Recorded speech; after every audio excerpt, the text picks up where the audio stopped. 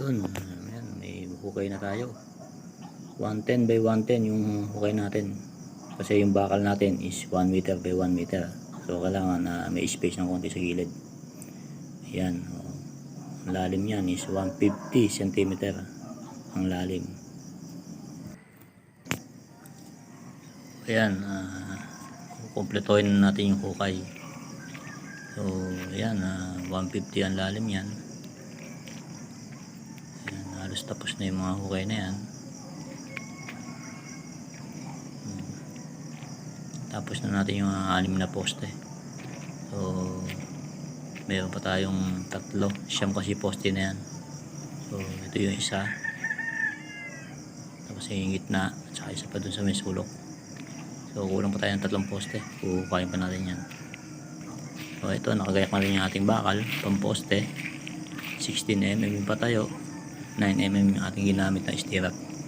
So sa puno may dikit-dikit po tayong stirrup. Saka po natin i-bend yung pinakapaa, pakakapit natin sa parilya. So ang parilya natin is 1 meter by 1 meter na 16mm ang laki. So ito, gumagawa pa tayo ng poste, bakal na pang poste. Meron yan? 16mm Meron. saka stirrup 9mm lang po ginamit natin. So, bawat puno po ng poste, halos dikit-dikit po ang ating stirrup. Halos 2 inches lang po pagitan, mga 6 na sunod o 7 sunod-sunod po yan. So ayan po, 2 inches lang po ang pagitan. So ayan po yung ating binili na stirrup, 9mm. Stirrup.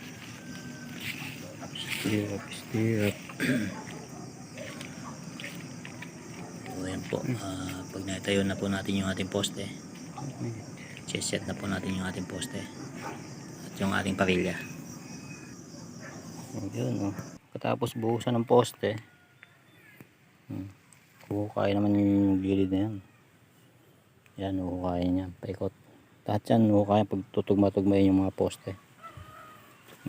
Tie beam tawag dyan. Talagyan ng tie beam.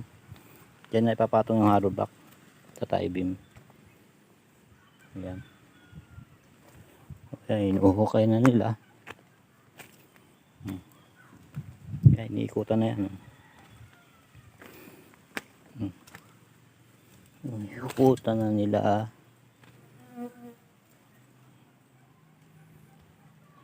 Para malagyan ng tie beam. Nalagyan natin ng tie beam, saka natin na aasintan ng hollow block ibabaw. Ayan, ganyan. Ganyan kaming mga dumiskarte ng paggawa ng bahay.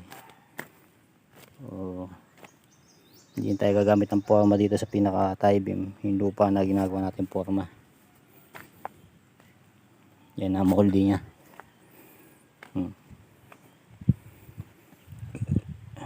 Kukunik yung mga bakal niya sa poste, kunik-kunik na din yan, magko-cross na dyan yan. So yun, tie beam ang kasunod nyan, poste. Okay, tie beam. So yan, yung mga bakal yan D12, yung mga tie beam. Ito 16 number to. Gagawin tayo ng stirrup, 9mm lang to na standard. So itong patayo 16mm. Yung tie beam natin mga 12mm yan, saka 9mm yung stirrup. Iikutan lahat yan.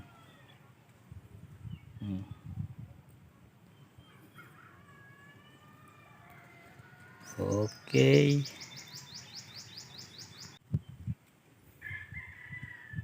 O yan, bali tigli-5 supot, ay 6 na supot. 6 na supot ang binubuhos dyan kada poste. Yan, 6 yan. Bawat poste 6 na supot na semento. So yun, ginagamitan natin ng mixer para maganda ang maging halo nya, halong-halo yan. So magiging maganda ang tigas yan kasi ginamitan natin ng mixer, saka yung magaspang na buhangin, river sand. So dito ganyan lang ang uso dito, river sand. Halos madalang gumagamit dito ng mga crusher. Kasi nga sobrang mahal ng mga crusher ng mga bato. So river sand lang ang ginagamit dito sa amin. Magaspang yung ginagamit na river sand. Yun. Yung kasi magaspang ito medyo pino to. So ginagamit ito pang-asinta na. So pagka binistay, maraming makukuha. Ayun. Ayan ginagayak na natin yung ating tie beam. Magta-tie beam dyan. Magta-tie beam tayo dyan. Yan yung ginagamit nating molde, yung pinaka-hukay na yan. Maganda lupa dito, makunat.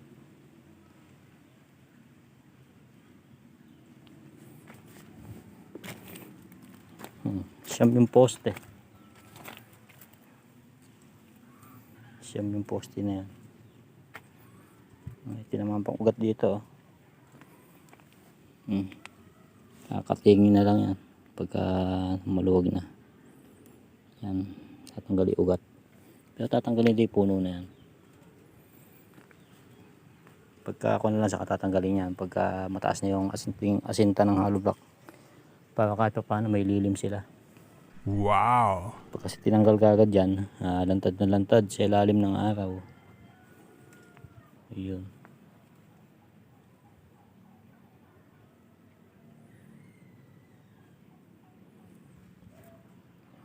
Yan yung pagli-layout.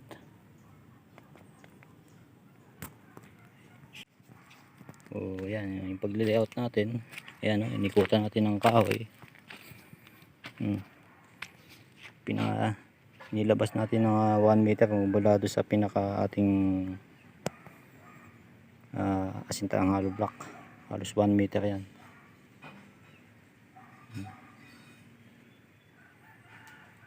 Halos 1 meter ang nilabas para maginhawang magkuhan sa tanse yung pag-layout. So ayan, inikutan ng kahoy. Ayan. Nagtusok tayo ng kahoy sa lupa. Yun ang ginawa natin poste. Saan natin inikutan ng kahoy. Ayan, yung mga ibabaw ng kahoy na yan, nakalibil yan. So pantay-pantay yan.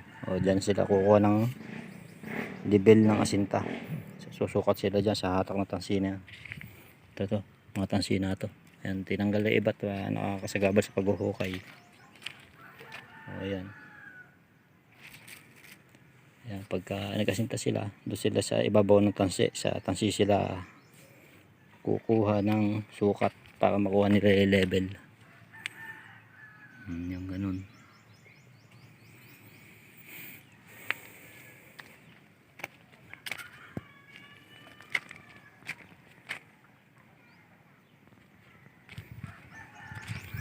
Ayan, tie beam.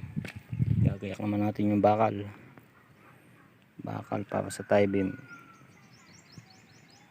Ayan, gagayak natin. Yun may tie beam na. Apat lang pala yung bakal. Binuhusan na nila.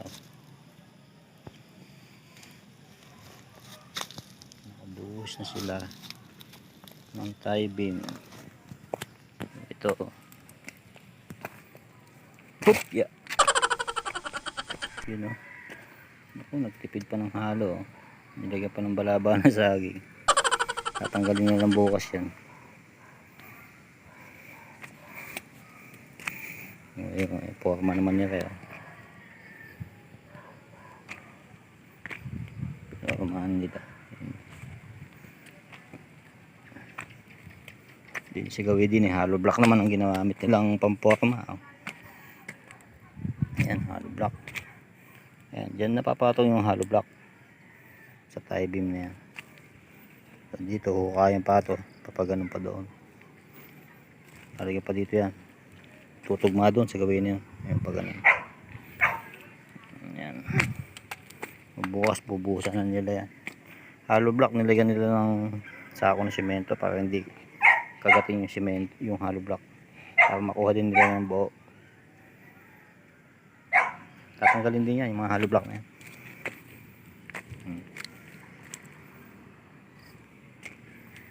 Yun. Yun. Oh.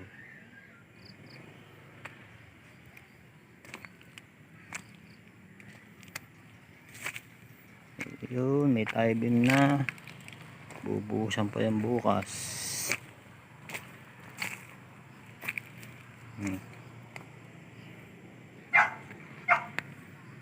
Si Tisay, oh. Say. May check up ka din. Yun, oh.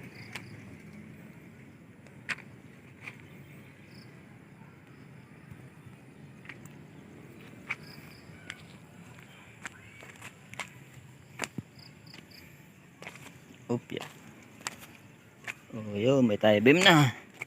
Hollow block naman ang kasunod niyan pag nabuhusan lahat yan.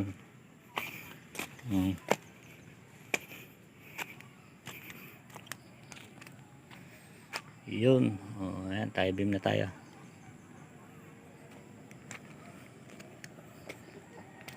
Ayan, update ko kayo sa susunod na videos.